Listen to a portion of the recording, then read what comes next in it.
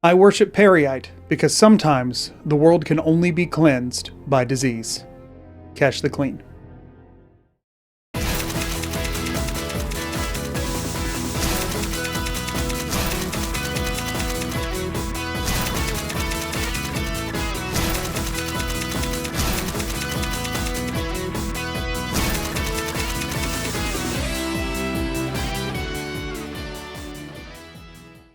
Deep in the heart of the Reach lies the shrine to Periite and its attendant, Catch the Clean.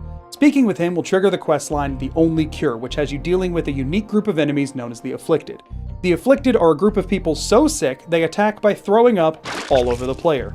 It's one of the more unique quests in Skyrim, and it's always made me wonder, can you beat Skyrim with only vomit? Most people don't know this, but that vomit attack is actually a shout called Vile Vapor, and through a series of console commands you can add it to the player. No mods necessary. I'm getting a bit ahead of myself though, because before I can begin spewing a righteous smackdown all over the frozen lands of Skyrim, I first must create our champion. I went with the Nord for reasons I can't quite remember right now, but I'm sure they'll come up later. And while there were many great name suggestions from chat, I settled on Duke Pukum and began running away from the first dragon seen in thousands of years. That fire breath attack he's doing seems mighty powerful. Wonder if I could do anything similar. Anyway, while I run through the intro, let me quickly go over the rules for this run. First and foremost, I can only damage enemies through the use of Vile Vapor. Second, I won't be using any consumables because my tummy hurts too bad, so no potions or food whatsoever. Third, I do have to complete the Only Cure quest and get Spellbreaker sometime before finishing the run. And then finally, no glitches or exploits, and I'll be playing the entire thing in Master Mode to prevent it from being too easy. With that out of the way though, I finally get my hands unbound, add the Vile Vapor shout, and I'm ready to get this run started. Also, for anyone who's interested in trying this themselves, full instructions on how to add this via the console is in the description below. This is the only way we're going to be dealing damage this entire run. So there we go. Actually, no, wait, that did way... Whoa! The first thing you'll notice about my barf attack is that it seems way too strong for this to be a challenge, but let me cover why that's not the case. There's two main drawbacks here. For one, it's poison damage, which is fairly heavily resisted across Skyrim, and for two, it's a flat damage number, meaning it does not scale with player level whatsoever. So as I get stronger and enemies get stronger, I'll do less and less damage throughout the run. The shout also doesn't work quite like other shouts, as you might have guessed, so let's quickly talk about some of its weird tech. Weird tech! Since Vile Vapor is a shout, it does technically have different effects depending on how many words you use when you cast it. Using either 1 or 2 words has the exact same effect. It happens instantaneously, but it has a 99-second cooldown. However, if you hold the button to cast with all 3 words, it only has a 5-second cooldown, but takes a little bit to charge your upchuck. I'll pretty much only ever use the charged 3-word version unless I know for a fact that I'm about to end a combat. Also, it's important to know that the damage it does is a damage over time effect, although it is quite fast. Overall though, since the enemies here have relatively low health, it isn't very difficult to yak all over the enemies between me and exiting the Helgen Keep. From there, I did a bit of shopping in Riverwood before heading off to Bleak Falls Barrow to blow chunks and chew gum, and I just threw up the last of my gum. Alright, that is the obligatory Duke Nukem joke. Now I am curious, I know this won't work, but I just want to see. I don't even have to make a compromise for spider webs. This crap why does this work on spider webs but Ancestor's Wrath doesn't? What the crap, Todd? Why does this work better than crap that's actually programmed in to be available in the game? Who set that up? Why does this ability work better than stuff you're supposed to have access to? Hey, faceplant. So wait, can we do an all-in-one sort of situation here? Good thing we're supposed to kill Arvel because this ability didn't give us much other option. That's awesome. Oh, shoot. Now, just to make sure everybody's aware, this doesn't do anything. That is the main drawback to using this, is that we are doing the entire thing with just poison damage. For some reason, Todd made all undead in this game completely immune to poison damage of any kind, and there's no way to bypass that. It's really unfortunate, but thankfully for at least Bleak Falls Barrow, this isn't that big of a deal since there are plenty of traps that can be used to take out the Draugr. Hold up. We can use the vomit to kill this one, I think. don't know when I saved last. I really want to use this tech here. Get all of them over here together. Hold up, hold up. Yeah! Get in the fire before it goes out, guys! Maybe? Oh no, they took too long to get there. They took too long to get there. No! I killed one that way. I'm satisfied with that.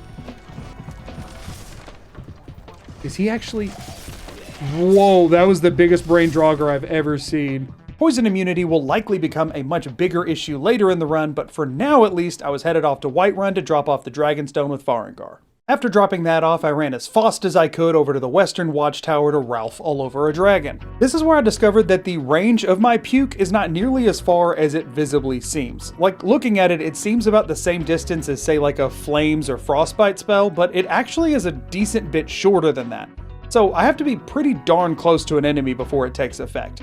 Not the end of the world, but just good to know. This is where you begin to see the damage limitations a lot more though. This is the tutorial dragon, so it still takes a decent bit of damage, but realize that most dragons I fight from here on out will have a good chunk more health. With the help of the Whiterun Guard though, this still isn't an issue, but it is something to keep in mind moving forward. Cast! Darn it. The not being able to, the thing having to end for me to cast spells really sucks. This is where I found yet another bit of weird tech. Weird tech. See, since the game views it as a shout, I can't cast a spell while I'm still in the process of regurgitating, and the animation is quite lengthy even after most of the damage has been done. This is where blocking comes into play. I can lift my shield to cut the animation off early so that I don't have to wait to finish tossing my cookies before I can begin healing myself. Let me try this, and then we're gonna block cancel. Oh, I just bopped him on accident. I was trying to block and then heal, and I clicked both buttons at the same time apparently. Finish him! Hey! We've killed a dragon! After giving that dragon the old burp and slurp though, I decided it was a lot better to go ahead and do the only cure now than waiting until much later in the questline. Since I am going to be using shields quite a bit, having Spellbreaker earlier could only be a benefit. And it's not like I'm really going to level up much throughout this run since shouts don't give you any XP whatsoever. Unfortunately though, you have to be a minimum of level 10 to start the only cure quest. Actually, level 12 if you want a guaranteed chance to start it. The level 10 way is through a random encounter I likely wouldn't get. So I needed to level up quite a bit, but like I said, there's not really many abilities I'm going to be using. And sure, there's plenty of cheesy ways I could accomplish this, but it would be helpful to level up a skill I might actually get a bit of use out of. There are really only 3 skills that are any use to me in this run, and those are Block, Heavy Armor, and Restoration.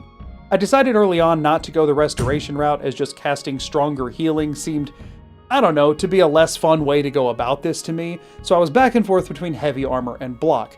And after taking a look at my training options, I realized a pretty big issue here. My problem was that the easiest access you have to both Heavy Armor and Block trainers are through the Companions. And if you've ever tried to join the Companions on a weird build before, I think you'll know where this is going. Never should have come here. Yep, nope, it breaks him. Some of them might try. Yeah, no.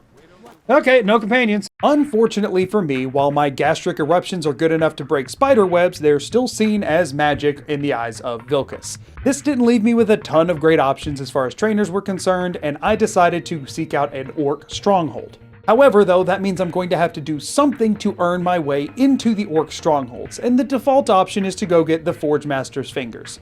I recognize there are some easier options out there, but I've been generally trying to do things the way they're mostly intended, so I figured I would start with that, and I would switch course if it seemed not plausible. The Forge Master's Fingers always spawn in a random dungeon, and in this case it was a Forsworn camp, which was annoying, but thankfully one where no combat was actually required in order to reach them. So thankfully for me, no retching required here. I could head right back over to the stronghold and get underway with my training. After returning with the fingers, I was able to begin training Block. If you're wondering why I picked Block over Heavy Armor, the simple answer is just that I don't really ever get to use Block. I just don't use shields very much in Skyrim, so it seemed a little bit more fun for me personally. So I began my usual of training a couple levels, pickpocketing the money back, and then looping that over and over until hitting level 12 so I could go begin the only cure. My pickpocket did level higher than my Block did, which is not ideal, because it will make combat unnecessarily harder, but that's fine. So now we level up, grab some more health. We now have excess perks. God, you love to see it. All right, this is about to be much harder than it just was, but hey. Kesh, how you doing? Tell me about Periite. I'm a big fan, personally. The pus in the wound. So gross. After arriving to the Shrine of Periite and speaking with Kesh, he gave me a grocery list of things that I would need to acquire before making the mixture that would allow me to speak with the Lord of Pestilence himself. There were a few problem items on this list though. Namely, my main issues were the vampire dust and a flawless ruby.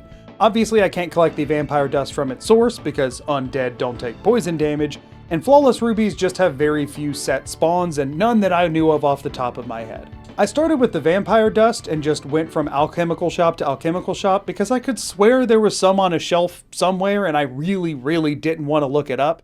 Void salts. Oh, maybe you don't have vampire dust and I was thinking of the void salts. Uh-oh, I don't want to have to pay money for it. It's expensive.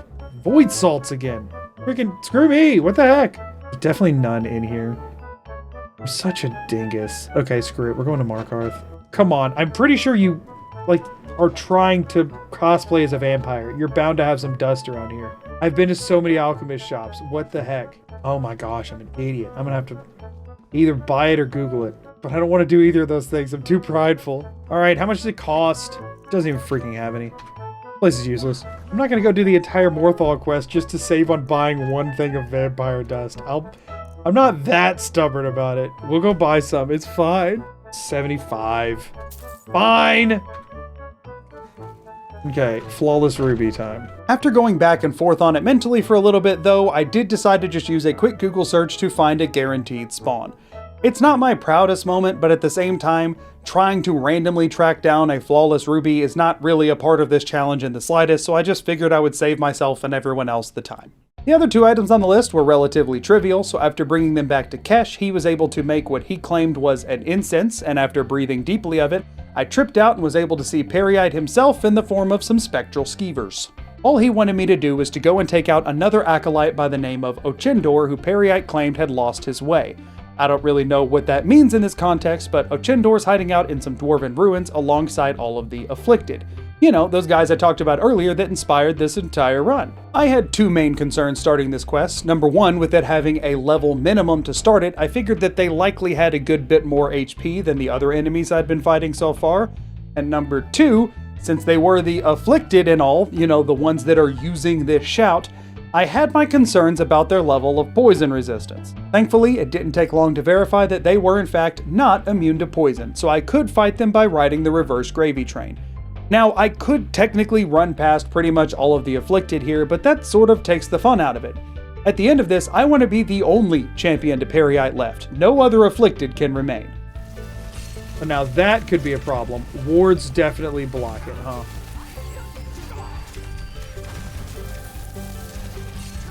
Oh no. Oh no. I was right in my assumption that they would have a good bit more health than any other enemies I'd faced though, and they tend to come at you in groups, so this was not an easy dungeon to clear. Oh yeah, stay close enough that you... never mind. Staying close quarters with them is probably not a good idea. He has too much freaking health. This is like trickier to manage than I was expecting. Excuse me? Excuse me? What's the point of the shield? Pillar is just better. What is the point of block? I'm just gonna have to use this pillar as my shield instead of my shield. So high health targets, awful. Oh, instacast. Get rid of this man. Y'all, that... that sucked. I don't want more of that. This is the part where I finally remembered why I'm playing a Nord though, and that's the beauty that is Battle Cry. Oh, it's actually helpful. Yes, run from me. Battle Cry! I'm a Nord! I've literally never used that ability before because I don't play as a Nord. That's actually so helpful. I do win. You do submit. I am better at puking than you because I puke while screaming. Oh, it wore off. It wore off. Ah! That's what I did. And she got scared and then realized I'm not that scary. At this low of a level, Battlecry had a pretty much 100% success rate on all of the afflicted in the dungeon, meaning that if things ever got a bit too dicey, I could just yell at them, and while they ran away I could heal myself and chase them around, giving them the old heave-ho. Now, Battlecry is not the Vile Vapor Shout. I do recognize that. However, it also deals no damage, so it's completely fair game in my book. And if you have a problem with that, feel free to go and call me a doctor. Please, I need help tremendously. I can't keep anything down, and I'm incredibly dehydrated. I'm so sick. Please. Here I learned one last little bit of weird tech. Weird tech. Weird tech. Weird tech. Weird tech. See, enemies will cast a ward anytime you're using magic in their direction. This includes both the casting and wind-up of my puddles of shame. However, if I turn my head away, they won't use the ward, so I can begin casting and then right at the last second whip my head in their direction so that I can paint them green with my stomach acid freely. So that's interesting. If you're looking at somebody with a ward while you're casting, they'll put the ward up in advance. If you're not looking at them, they don't seem to do it. So you could kind of like, you kind of hit them with like a 180, you know what I mean? I could just be like, and that crap works. You know what would really help fighting these afflicted? A shield that casts a ward when you use it. That would help here a lot. If only something like that existed. We just cleave damage, spray the area, AoE attack. Oh, they made quick work of them. Holy crap, don't fight Dwemer spheres. Oh gosh. I might have just put myself in a worse position. I should have left them fighting and left, I suppose. There's not really any question who would have won there. Maybe they won't follow me through. This is such a long freaking dungeon. What the crap? Oh my gosh. They did follow me through. They did follow me through. This just in. They followed me through. We still aren't even in the right load zone yet. Why is this place gargantuan? Holy crap, it just keeps going. There's so many. Remember that whole I want to kill them all thing? We knew I was joking about that, right? We knew that was a joke and not actually a thing that I was going to do. I actually don't know how to get out of here. We're going to have to we're going to have to double back. We're going to have to backtrack here. We're just going to do this and see what happens. Yeah, no, that's just a reload, huh? Stop it! Oh my gosh! Back off! They weren't all through the door yet, but less than it was. Okay, I can make this work. I can make this work. Okay, that's a guy dead. I'm calling that forward progress. This one's still running. That's huge. I can just chase her down and kill her as she's running away. Good, good, good, good, good. Forward progress, forward progress. Oh, I think the frost magic one might have just died. If so, that's huge. Just stood there and took it like a champ. We can't out-damage that, I don't think. Oh, got it. Sweet. She didn't heal. Don't know why. Not gonna ask questions. We're okay with it. Okay, we've cleared out all of the afflicted in the area. Heck yeah. It certainly took some doing, and I did find myself in more than one sticky situation. No pun intended. But eventually I was able to give my best dragon impersonation to all of the afflicted, and only Ochendor remained. Well, that and a bunch of dwarven constructs that I had to run by because, like undead, they are also immune to poison. When I came face to face with Ochendor, though, I did have a really unfortunate revelation. Resisted vile vapors. Are you serious? Are you immune to poison? Really? I mean, that makes sense, but what the crap? So while apparently the afflicted were not devout enough to be poison immune, Ochendor most certainly was. However, if you recall, I did just mention running past a lot of dwarven constructs, so I think you can guess where things headed from here. You have to die, and I apparently cannot kill you. This sucks. Hello. I need any of these enemies to follow me. He's still fighting one dwarven spider that's... What is that thing that he keeps doing? What's happening? What's going on? What's going on? I love it! What's happening? What's happening? I think they might have stun-locked him. I have a hunch. He's not using his teleportability very effectively, I'm gonna be honest with you. We're just grooving. They're not taking any damage. Nice job, little dude! Poison immune enemies may be my kryptonite so far, but at the bare minimum, I knew they would also be his. I will say, I don't know exactly what happened while he was fighting those dwarven spiders. Like, I know he has the unique ability to teleport, but it seemed like he was just choosing to do so to the same spot over and over. I don't really know why, but I wasn't about to look a gift horse in the mouth. I know what can come out of there. After that, I just had to return to the Shrine of Periite, where I was gifted Spellbreaker for my efforts and a pat on the back as the last remaining afflicted. From there, though, it was time to head up to the Throat of the World and get back on track with the main questline. Navigating through Ustengrove was a bit weird since it began with necromancers, which I could fight, proceeded into Draugr, which I absolutely couldn't, and then finished off with spiders, which I could. None of it was overly difficult though, and after not finding Jurgen McDurgan's horn, I was headed off to meet with Delphine, unfortunately. Somebody done yoinked my horn! How dare you! Delphine, I'll kill you for this. I'll puke all over you. Sorry, what'd you say?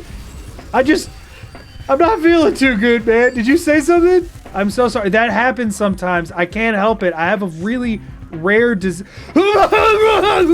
Oh, frick, guys. I'm so sorry. Come on, guys. I can't.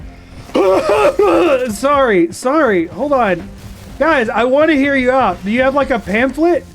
You're bound to have a you guys always have a pamphlet. Oh, the cards decided to help. Come on, guys. He was beating up a sick member of your society and y'all just watched for this long? While I absolutely detest Delphine and everything she stands for, she did do a slightly better job than normal of being a meat shield for the dragon while I repeatedly hit him with my Fusro Blech. Oh, sorry, Delphine. Did I get some puke on you? My bad. The weird thing is, the way that this puke attack works is actually so much closer to a dragon's breath attack than any shout in this game, and it makes me wonder for what could have been. Why is fire breath not just this, but with fire? That's such a missed opportunity and would have been so cool. That's what they do.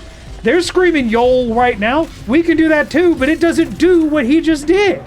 Why? I'm just trying to be more like a dragon. I am the Dragonborn. I'm learning their ways. I don't have fire in me. I have puke in me. I'm doing my best.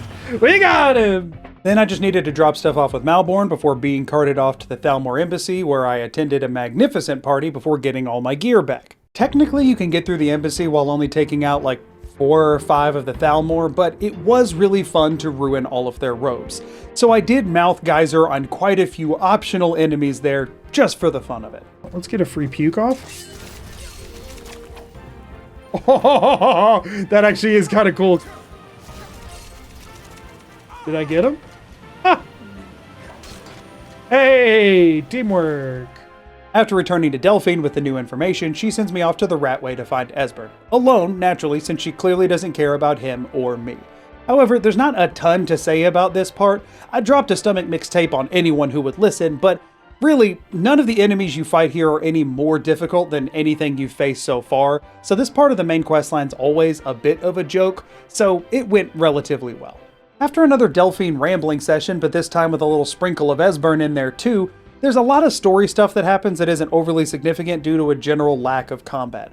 Sure, you fight like 2 Forsworn on the way to Skyhaven Temple, but then they send you back off to talk to the Greybeards, who have you go talk to Parthenax, and yeah, there's like an ice wraith on that path that you can walk by, but none of this really matters for the sake of this run. So, ultimately, Parthenax says, I gotta go find an Elder Scroll, and this is where things get interesting again. As we all well know, Septimus Signus sends you through the Dwarven Ruins into Blackreach to get the Elder Scroll. As we also all know at this point, pretty much everything down there is completely immune to my Rainbow Splash, so sadly, again, I had no choice but to run past pretty much everything until getting to my objective. Thankfully, for whatever reason, Bethesda made the entire Blackreach segment combat optional, so there's no real harm in taking the pacifist approach to everything inside. So I'm just going to skip over it all because we grabbed the Elder Scroll and we're headed right back up to the Throat of the World. After getting there and reading the Elder Scroll though, things got interesting very quickly, because remember, in addition to doing a static amount of damage, Bile Vapor is also a shout, which is something there's quite a lot of demand for in the first fight with Alduin. For one, until he's under half health, Alduin will not land unless hit with Dragon Rend, meaning I'm constantly having to use it on him to keep him on the ground to deal any damage.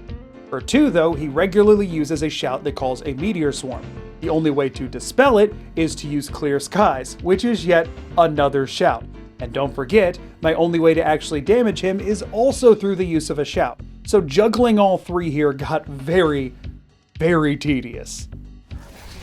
Look at that damage! What's that? You didn't see any damage? Yeah, that's the problem, isn't it? On top of all of that, every time he uses the shout that summons the meteor swarm, it staggers the player, and staggers prevent you from using shouts altogether until the animation's over, which made this more annoying than I could have even imagined going into it. We switch to the vomit, right? We hit him with the vomit, and then we go right back to another full Dragon Rend. I think that's the play here. We do that, and then we go full Dragon Rend here. And he didn't have time to get up. Okay. Okay, so we can only do one at a time. We can only do one. Let me move. The stagger's awful. Don't I have something to reduce stagger? I just hit him with it. What the actual garbage? He literally just backed. I can't even hit him because of the stagger. He back-to-back fires the darn thing. It's so stupid. Like, how am I supposed to ever use the vomit when he's just auto-firing this stupid sky shout? Maybe we let him fly up and then one-word him and then vomit as soon as he comes back. Maybe that's what we do. Right, so he's going to now fly up. We one-word him back down, and then we hit him as soon as he lands. That's got to be the play. It stops him from doing anything else. My one saving grace here was Spellbreaker. While it didn't help with juggling the shout cooldowns whatsoever, it was able to completely nullify quite a few of the Dragon Breath attacks, meaning I was able to stay within Gut Bomb range significantly longer than I would have been able to without it. This is working. Darn it, he did the meteors. Okay, so we have to ground him again, then deal with the meteors, then ground him again, then we can... Wait, did we get him to half? If we got him to half, we're in a good freaking spot. This actually helped a ton when Alduin got grounded because Parthenax went down not long after, and Spellbreaker allowed me to take a much more active one-on-one against Alduin while channeling my inner retching Netch. So many puke euphemisms. This is huge! Did he just knock out Parthenax? He just knocked out Parthenax, and Parthenax is very in the way. That's so not good for me. Man, Spellbreaker is so essential to this run working. Which is good, because, like, it's thematic. I wasn't thinking it was going to be that big of a deal, to be honest with you. I almost feel bad for using it, but, like, what other run does it make sense to use the shield on, if not this one? What? Parthenax, get out of my freaking way, dude! Parthenax is in such a bad spot. We're so close. We are so close. Let's do it. No more other shouts. We puke all the way through. Yeah, screw you! You are nothing compared to my vomit! You are nothing! World Eater! I spit the world back up, sir! Get out of here! The World Regurgitator. Let's be real here. After beating Alduin for the first time, not much of interest happens for quite a while. There's the snooze fest of a peace council and then trapping a dragon in Dragon's Reach, but like, none of that requires you to be able to fight anything at all, so let's fast forward ahead to getting to Skuldafn. Skuldafn is largely filled with two enemy types, dragons and Draugr. Thankfully, you can ignore all the dragons since you don't have to do any fighting while outside. The Draugr, however, are going to be a much bigger issue. And this time, there aren't a bunch of swinging axe traps all over the place like in Bleak Falls Barrow. Thankfully, this is Bethesda we're talking about, so almost all of the enemies here are completely optional, but there is one Draugr overlord that has the claw needed to get past the Nordic puzzle door to get through the end of the dungeon. A Draugr that I cannot kill. So how exactly did I go about defeating this relatively strong Draugr who's completely immune to my intestinal eject button in a dungeon with no axe or spike traps whatsoever? Well, thankfully, there is technically one other kind of trap that is present here. But boy is it a doozy. Alright, so we have this. We're not going to touch... Oh, frick. Oh, I didn't follow through with what I just said, did I? So we're now going to backtrack. Oh, shoot. Okay, so we can't actually hurt this guy, right? So down here is what I'm trying to see. This. Does it only do it the one time? No, it doesn't. Okay, okay. Those, they're doing mostly poison damage, but I think they also deal damage on impact. The question is, how much? So let's get the Overlord to follow me all the way to here. Yes, we're really trying this. It's a bummer I set off all these traps that could deal more damage. That was definitely a mistake. I'll admit that. So what we're going to try and do here is I'm going to stand here. I'm going to use Become Ethereal. And I'm going to trigger this. He literally somehow dodged all of them. Cool. This is going to be awful. And that's if it can even work. It's dealing damage! It's dealing damage! I saw his health move! I saw his health move! Yep, I spent the better part of the next 20 minutes repeatedly dragging this Draugr back and forth in front of a poison dart trap. As a reminder, the poison part of those darts does no damage whatsoever, but the darts themselves do 1 point of damage each. Yeah, this was completely infuriating. It's incredibly unfortunate that it is possible because now you have to sit here and do the slow option. Now you won't come back to the other side of the door, which I don't know if this might be worse. Yeah, okay, so that's what we need to do. We need to hit the button.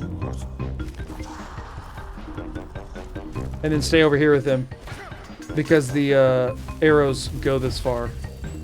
Come over here, hit the button, and stand right here and like block and crap. There we go. Yeah. Come over here, dude. Come over and attack me. Oh, man. The timing on this is so annoying. Yeah, swing at me. Swing at me. Stay right there. Stay right there. No. Stay right there. Beautiful. Beautiful. Proud of you. Big. Oh, that's huge. That was so much damage. Holy crap. There you go. Back up. Back up. Oh, beautiful. Beautiful. I'm just going to take the hits. I don't want anything to stagger him at all there. Stay right there. Yeah. Just keep hitting me, dude. Honestly, at this point, just keep hitting me. I don't even mind. That should hit him. That should hit him. Oh, big damage. Big damage. Oh, no. Not right there. That's not close enough, is it? Wait, it might still be able to hit him. Oh, we might have some problems with this whole health regen situation that happens whenever they're at low health. How many times will it do that? Will it do that forever? Because if so, I could be in big trouble. Because I know it gives them faster health regen when they go down on a knee like that. Just come after me, dude. Please work. Please work. Please work. Please work. Yes! Give me that claw! But as the old saying goes, if it bleeds, it can die. And die it did, giving me the diamond claw after a very long time, giving me access to get out of Skuldafn Temple. Obviously though, there's absolutely no way I can take out the final dragon priest, but as many people know, you can run straight past it and jump into the portal if you're fast enough. So that was obviously the approach I took here. There was no other option.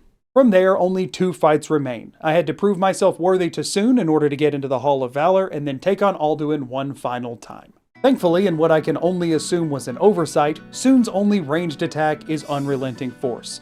So as long as I kept backpedaling, I could repeatedly hit him with the spray from yesterday until he let me into the Hall of Valor. No questions asked.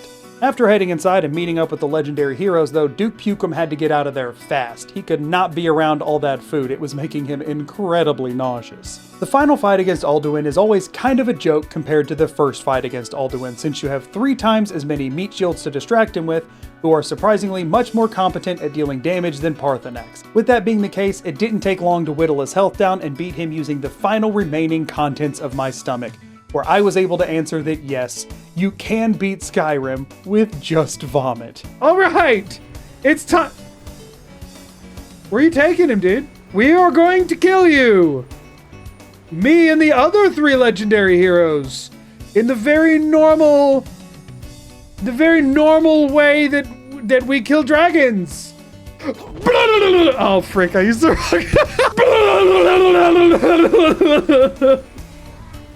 Get wrecked, Alduin! Get puked on! Obviously, this run's quite a bit sillier than most of the others on my channel, but honestly, this mechanic was kind of really cool, and I've not seen a whole lot of people online talking about it, and very few that found out you can actually add it to the player character for use. So if you play on PC, I highly recommend you give it a try, because not being able to get this in-game normally, in my opinion, is a huge missed opportunity by Bethesda, because it was a lot of fun to play around with. As always, I just want to give a huge shout out and thank you to my channel members for your continued support. I put a ton of work into these videos and genuinely have a blast making them and doing all the challenges on the streams. So thank you for continuing to support me and come along for this crazy ride of this YouTube channel. It means the world to me, genuinely. But until next time, as always, I'm Magoo. Peace and out. Later.